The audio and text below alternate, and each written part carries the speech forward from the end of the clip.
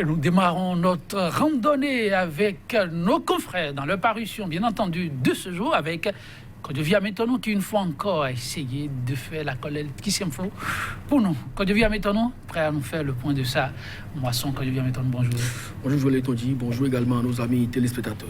Un week-end qui aura été des plus animés, mais pas toutes sortes de sujets.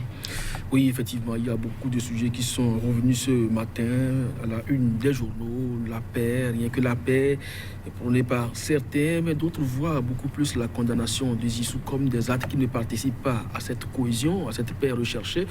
Mais au niveau de l'Union des professionnels des médias du Bénin, également, on a fait pour neuf à ce niveau. Et désormais, c'est une femme qui est aux commandes.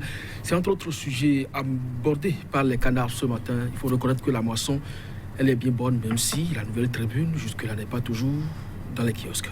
Oui, on croise tous les doigts pour la nouvelle tribune. Kodjoviah Métonou, rien de ce qui est bon et beau ne s'obtient si facilement.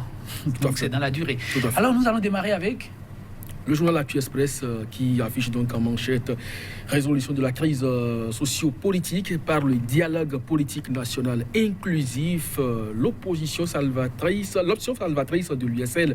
En tout cas pour ce parti, il faut impliquer toute l'opposition politique pour une véritable pacification du pays et créer en même temps les conditions idéales pour un Bénin uni, fort et développé. Et parlant donc de ce Bénin uni et développé, Soulanel appelle pour la paix et pour la concorde en marge de la fête de l'indépendance. L'invite de Géraldo à Plogan à d'intenses prières. La dépêche, réélection assurée d'un président selon la théorie des grands électeurs. C'est la manière dont il tient tout le monde. Et puis, médias, syndicat des journalistes, Zakiat Latoudji dirige désormais l'UPMB, rentrée 2019-2020, un déficit de 21 729 enseignants notés. L'Afrique en marche pour son soutien à l'ancien président ivoirien Laurent Gbagbo. Soglo reçoit un message spécial de Gbagbo.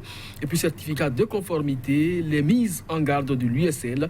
Talon est conscient qu'il n'y a pas de dialogue sans l'opposition crédible et la condamnation de Lionel Zissou participe aussi à une autre stratégie. Le journal L'Audace Info appelle à la restauration de la démocratie béninoise dans un esprit uni, discipliné et mobilisé.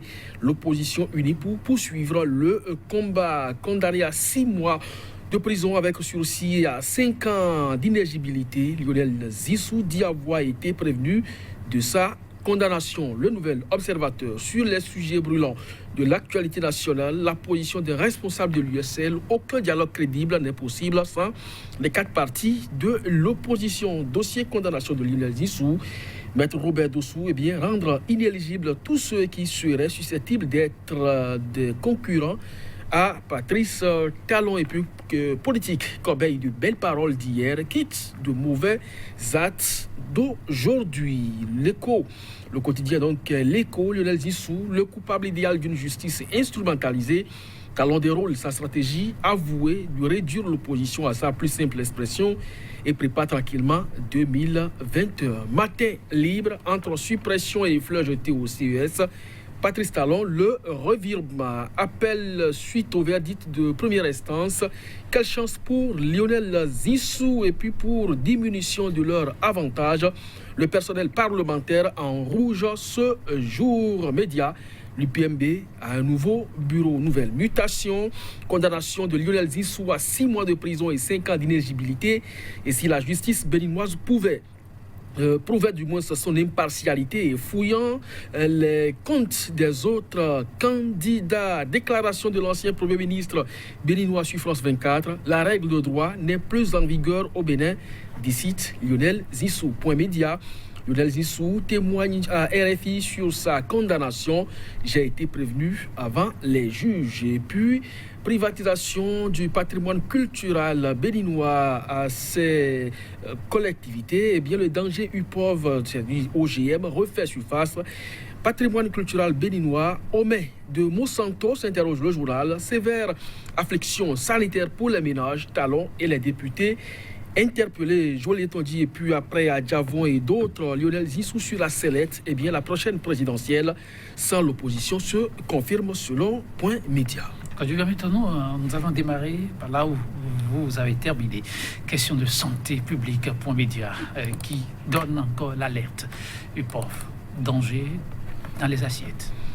Je ne sais pas si vous avez jeté un coup d'œil à l'image à la une donc, de ce journal. Eh bien, ça en dit beaucoup. Monsanto, dont il est question ici, vous savez, il est déjà condamné aux États-Unis. En France, tout dernièrement, il a également été condamné. Au niveau de l'Allemagne, on n'en parle plus. Maintenant, c'est la structure à laquelle aujourd'hui l'État béninois, à travers donc les parlementaires, s'ils arrivaient donc à ratifier cet accord donc, qui signe donc l'adhésion du Bénin à l'UPOV, eh bien, c'est à cette structure que nous allons donc confier nos destinées. C'est suffisamment grave. Donc, en dehors de son produit qui aujourd'hui est déjà dans les champs de coton, eh bien, c'est bien sûr elle qui disposera désormais de notre patrimoine culturel. Donc, si vous voulez semer de maïs, de n'importe quel produit vivrier, eh bien, vous devez vous adresser à ces partenaires, donc, dont Monsanto, pour pouvoir donc disposer de l'essence à semer. C'est tout à fait un problème qui préoccupe beaucoup plus les ONG qui interviennent dans la protection de l'environnement, mais ça devient effectivement un sujet de santé publique, comme vous l'avez dit, parce que au-delà donc de la perte des produits essentiels, originels, eh bien c'est la santé des citoyens qui est suffisamment menacée. Et donc les autorités, un peu comme le journal l'a écrit, surtout les parlementaires sont interpellés à plus d'un titre, mais le chef de l'État en premier, parce qu'il revient donc au président de la République, garant donc de notre sécurité, de pouvoir donc jouer de tout son poids dans ce dossier UPOV, puisque ça commence par faire trop déjà pour ce qui concerne les cris d'alerte des uns et des autres. Maintenant, nous passons aux faits politiques avec l'Écho quotidien. Lionel Zizou, le coupable idéal d'une justice instrumentalisée, écrivent nos confrères de l'Écho. Talon déroule sa stratégie avouée de réduire l'opposition à sa plus simple expression. Oui, ça paraît ainsi, parce que le mise en cause aujourd'hui a dit à la une de beaucoup d'autres canards qu'il était déjà prévenu donc, du verdict avant donc même les juges qui doivent donc rendre la décision. Et mieux, il dit que la règle de droit n'est plus aujourd'hui en vigueur en République du Bénin. Aussitôt après sa condamnation, vous avez vu donc ces sorties, multiples sorties donc à la une de la presse. Il est allé sur France 24, il a parlé à RFI, il a parlé également à TV5 et également aux quotidiens internationaux. Donc c'est dire simplement que le sujet est délicat et très préoccupant. Et quand on se rappelle encore ces propos, eh bien, ça dépend de comment vous tenez donc les grands électeurs, comment vous empêchez la compétition de se tenir. Et donc, votre bilan peut être mauvais n'importe comment. Vous devez donc assurer votre réélection et que les choses se déroulent comme c'est le cas aujourd'hui. Eh bien, effectivement, on peut croire avec le journal, le quotidien Écho, que effectivement, la réélection se prépare pour 2021.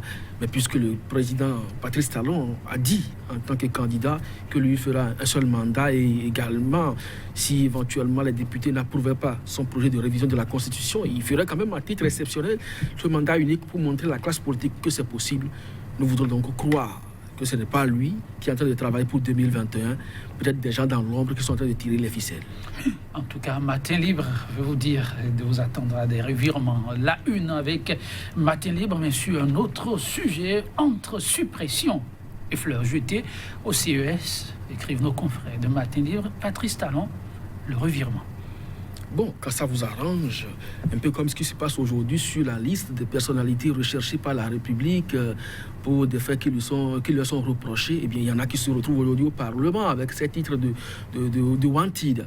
Cela dit, je ne sais pas si vous vous rappelez les propos du président réélu du CES le jour donc il a été réélu et donc a donc pris service. Il disait que nous avons reçu l'assurance de la part du chef de l'État que son gouvernement va nous accompagner. Alors ça veut dire simplement que aujourd'hui, il constitue un outil essentiel pour le président de la République qui peut donc à son bon vouloir les utiliser à ses fins. Donc à partir de cet instant, eh bien, ne voyez plus en eux le diable d'hier de ce point de vue, aussi bien la haute cour de justice qui a retrouvé également ses couleurs, eh bien le CES également aujourd'hui adulé, et n'attendez-vous pas que d'autres institutions qui puissent participer d'une manière ou d'une autre, soit à une réélection ou à corroborer la gouvernance actuelle, soit donc clouée au pilori. Donc c'est ça la République aussi, c'est ça la politique également. Ça peut paraître de la ruse ou de la rage, de toutes les façons. Vous allez en souffrir, mais vous ne pourrez rien faire.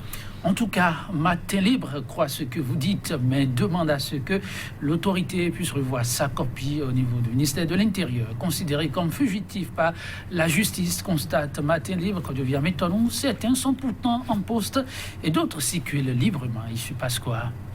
Oh, mais c'est ce que j'ai tout à l'heure dit en filigrane. Il y a des personnalités dont les noms se retrouvent parmi les 353 aujourd'hui fichiers et comme étant fugitives ou recherchées donc par la justice et qui ne devraient plus disposer des actes d'autorité, mais qui curieusement se retrouvent au niveau de l'Assemblée et d'autres dans des structures étatiques donc proches des cabinets ministériels et d'autres encore qui ne jouissent donc plus de leur statut de parlementaire mais qui circulent également comme bons citoyens dans la République. Donc tout le monde n'est pas hors du Bénin, mais quand on met leur nom comme des gens qui ont déjà quitté le territoire national et qui sont recherchés par la justice, de toute façon, on ne sait pas quel qualificatif en donner. Merci à vous, Kodjo Métonou. Mesdames, Messieurs, on s'arrête là ce matin. On se retrouve demain sans faute avec d'autres titres à découvrir. Au revoir.